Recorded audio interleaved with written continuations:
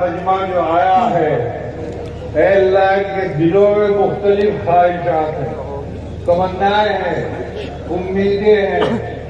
یہاں جو آتے ہیں یہ حضرات دعاؤں کے لیے آتے ہیں۔ اے میرے مولا، اگر کوئی نماز نہیں پڑھتا تو نمازی بنا دے، جو دین پر نہیں چل رہا وہ دین پر چلا دے۔ اے اللہ ان کی ضروریات جو ہیں اور پریشانیاں اللہ ان کو دور فرما دے۔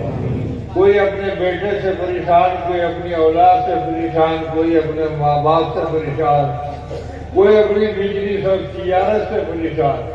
اے اللہ سب کے کاروبار میں برکت عطا فرما، سارے بیماروں کو صحت عطا فرما۔ اللہ جلسے کو مقبول ہونے کی یہ علامت ہے، اسے قبول فرما۔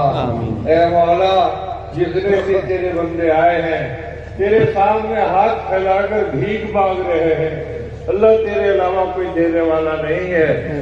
جو ان کی جائز تمنا ہے اللہ ان سب کو عطا فرما دے، اور ان سب بھائیوں کے اوپر فضل فرما دے۔ اللہ اجراڑے پر بھی فضل فرما، علاقے پر بھی فضل فرما، پورے مجمع کے اوپر اپنی رحمتیں نازل فرما دے، برکت عطا فرما دے، ان کے آنے کو قبول فرما لے۔ اے مولا، اپنے فضل سے ہمارے ملک کے اندر امن و امان، اتحاد، اتفاق، محبت اور پیار اور انصاف کرنے کی سب کو اللہ تعالیٰ توفیق عطا فرما۔ وآخر دعوانا الحمدللہ رب العالمین۔